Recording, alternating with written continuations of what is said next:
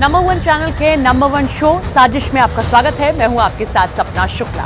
साजिश में आज बात इजराइल के उस एक्शन की जिसने हमास को मुंह दिखाने लायक तक नहीं छोड़ाया। गाजा पट्टी से कुछ ऐसी तस्वीरें आ रही हैं जिनको देख पाना इस्माइल हानिया के लिए बहुत मुश्किल है। हमास के जिन आतंकियों ने 7 अक्टूबर को इजराइल को घुटनों पर ला दिया था, वो उन्हीं को आज ऐसी सजा दे रहा है कि पूरी दुनिया कांप रही है। वहीं इजराइल के एयरफोर्स ने अब गाजा पट्टी को नेस्तनाबूद करने के बाद दक्षिण लेबनान पर कॉर्पोरेट बॉम्बिंग शुरू कर दी है। अब हिजबुल्लाह की अगर बात करें तो अगर हिजबुल्लाह इस युद्ध में पूरी तरह नहीं कूदा तो इजराइल लेबनान को भी घुटनों पर लाने में देर नहीं करेगा।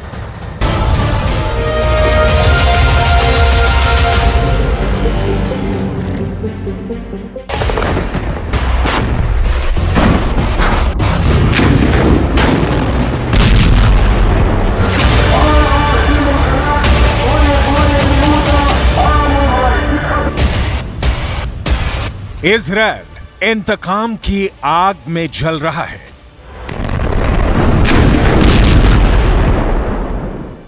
जो दर्द हमास ने 7 अक्टूबर को इजराइल को दिया, अब वही दर्द कई 100 गुना करके इजराइल हमास को दे रहा है।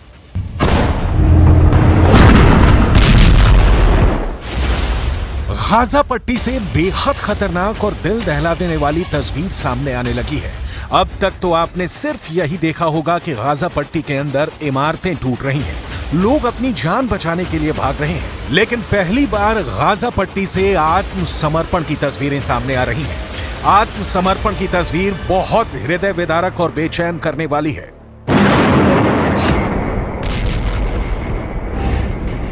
रूस और यूक्रेन में युद्ध इस वक्त भी चल रहा है और पूरी दुनिया ने रूस और यूक्रेन के बीच चल रहे युद्ध में भी आत्मसमर्पण की तस्वीर देखी है।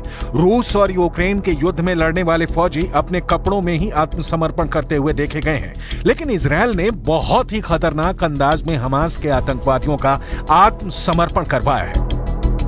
दरअसल फिलिस्तीन के तमाम न्यूज वेबसाइट और अखबार इस तरह की खबरें छाप रहे हैं कि हमास के आतंकवादियों को निर्वस्त्र करके यानी बिना कपड़ों के आत्मसमर्पण करवाया जा रहा है। एक वीडियो भी पूरी दुनिया में वायरल हो रहा है। वीडियो में दिख रहा है कि हमास के आतंकवादी सैकड़ों की संख्या में बिना कपड़ों के खड़े हैं और एक शख्स जिसके शरीर पर कपड़े नहीं हैं, वो अपने हथियारों को हथियारों के ढेर पर फेंक रहा है, यानी आत्मसमर्पण कर रहा है। गाजा पट्टी से आ रही इन तस्वीरों ने पूरी दुनिया को चौंका दिया है।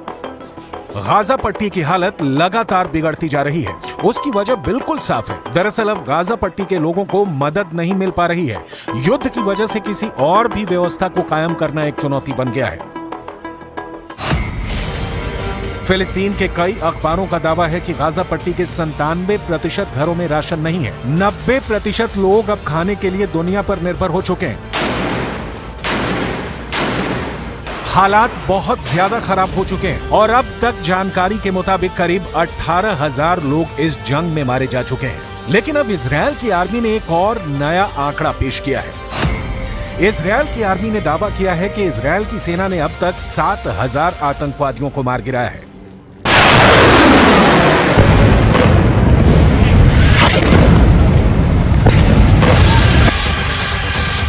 7 अक्टूबर को जब इजराइल के अंदर आतंकवादी हमला हुआ था, उस वक्त भी करीब 3,000 हमास के आतंकवादी इजराइल में घुस गए थे। इनमें से बड़ी संख्या में आतंकवादी भागने में सफल रहे, लेकिन करीब 1,000 आतंकवादी 7 अक्टूबर के बाद इजराइल के अंदर इजराइल की सेना के पलटवार में भी मारे गए थे। बड़ी बात यह है कि अब लेबनान पर भी इजराइल ने जबरदस्त बमबारी शुरू कर दी है। फिलिस्तीन के समाचार पत्रों में और न्यूज वेबसाइट में ऐसे कई वीडियो दिखाए जा रहे हैं जिसमें कि लेबनान पर बमबारी की तस्वीरें शेयर की जा रही हैं। तस्वीर देखकर साफ लग रहा है कि दक्षिण लेबनान में इजराइल के द्वारा कारपेट बॉम्बिंग की जा रही है। दरअसल पिछले हफ्ते हिजबुल्लाह की गोलीबारी में इजराइल का एक नागरिक मारा गया था। उस एक मौत पर भी इजराइल के प्रधानमंत्री बेंजामिन नेतन्याहू ने बेहद सख्त रुख अपनाते हुए एक बयान जारी किया था। प्रधानमंत्री बेंजामिन नेतन्याहू ने चेतावनी देते हुए कहा था कि अगर हिजबुल्लाह इजराइल पर हमला करने से बाज नहीं आया तो इजराइल की सेना और इजराइल की एयरफोर्स लेबनान की राजधानी बेरूत को गाजा पट्टी और दक्षिणी लेबनान को खान यूनुस में बदल देंगे।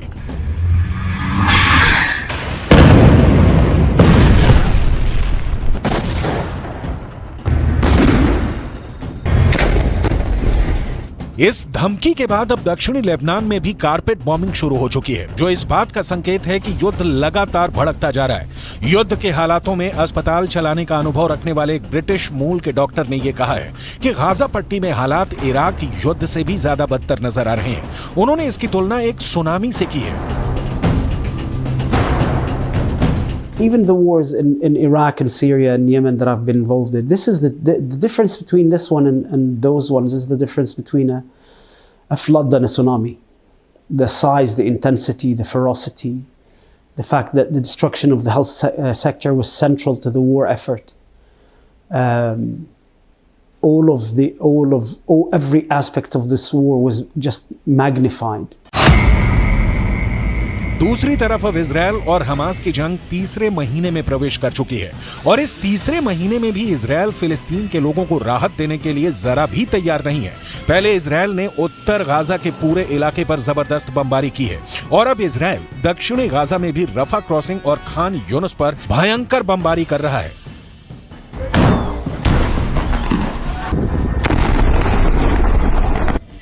हालात ऐसे बन गए हैं कि गाजा पट्टी के बहुत सारे नागरिक एक ही महीने में दूसरी बार विस्थापन का शिकार हो रहे हैं।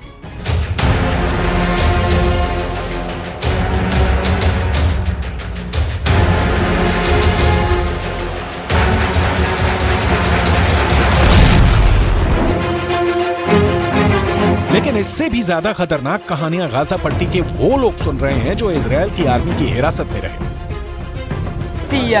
5 أيام الله وكيلكم فيش غير نشرب غير هذا نص كاس ميه. اول يوم ترجيناهم بدنا نشرب لا فيش ميه فيش غير ثاني يوم عشان انا صغير وقعدت ازن عليه وقعدت اعيط بدي اروح حكى لي لا بدي اعطيك نص كاس ميه. इजरायल के एक बड़े अखबार ने कुछ बेहद आपत्तिजनक तस्वीरें प्रकाशित की थी। इन तस्वीरों में दिखाया गया था कि फिलिस्तीन के लोगों को निर्वस्त्र करके यानी बिना कपड़ों के खुले मैदान में बैठा दिया गया है। यहां तक कि कुछ ऐसी तस्वीरें भी सामने आई जिसमें कि सड़कों पर गाजा पट्टी के लोगों को निर्वस्त्र करके बिठाया गया था। अब इजरायल का दावा है कि ये लोग हमास के आतंकवादी हैं, जबकि फिलिस्तीन के अखबार दावा कर रहे हैं कि ये लोग आम नागरिक हैं।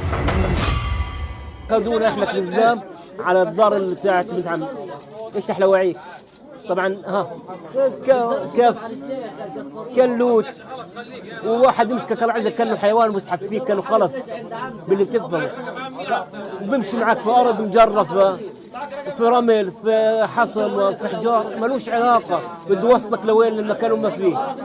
بعد هيك بحطك في رمل وبعد هيك انا اقول لك كممونا انا حسيت انه حنقتلونا لو سامع في هذا. بعد هيك اخذونا على مكان انا سامع في تحقيق بعدك في ناس اخذوهم وين ودوهم الله اعلم. انا اخذوني في منطقه كنت انا 10 تنفار فيها نفس الشغله طبعا هذا هي مرابط بلاستيك 4-5 كل يوم صباح علقه لاي واحد خبط في البطن في الصفحه وين مكان دق اصراف. تحقيقهم افظع تحقيق في حياتي قبل افظع تحقيق اليهود للامانه مجرمين.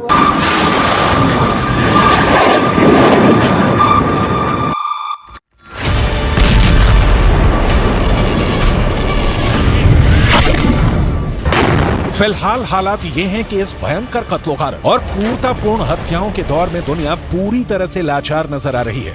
संयुक्त राष्ट्र सुरक्षा परिषद में एक प्रस्ताव लाया गया और उस प्रस्ताव में किसी भी तरह गाजा के युद्ध को रोकने की मांग की गई, लेकिन अमेरिका ने अपने वीटो के माध्यम से युद्ध रोकने के प्रस्ताव को खारिज कर दिया।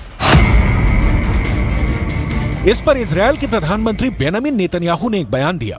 उन्होंने कहा कि अमेरिका ने युद्ध खत्म करने के प्रस्ताव को खारिज करने के लिए वीटो का इस्तेमाल कर सही फैसला किया है। दूसरे देशों को भी इस बात पर विचार करना चाहिए कि अगर युद्ध रुक जाएगा तो हमास को पूरी तरह से खत्म करना मुश्किल होगा।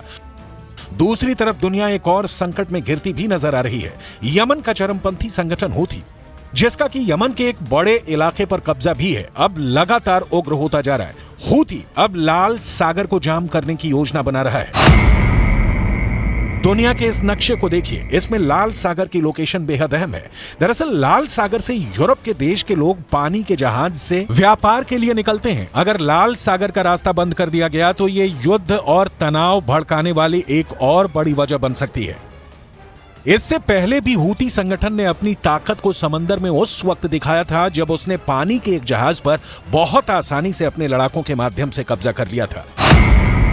लेकिन अब हूती की यह धमकी है कि इजरायल ही नहीं, अगर दूसरे भी किसी देश का पानी का जहाज लाल सागर से होकर गुजरेगा तो वो उस पर कब्जा कर सकते हैं और लाल सागर का रास्ता रोक सकते हैं। धमकियों ने ब्रिटेन, फ्रांस और अमेरिका जैसे देशों की चिंता को बढ़ा दिया।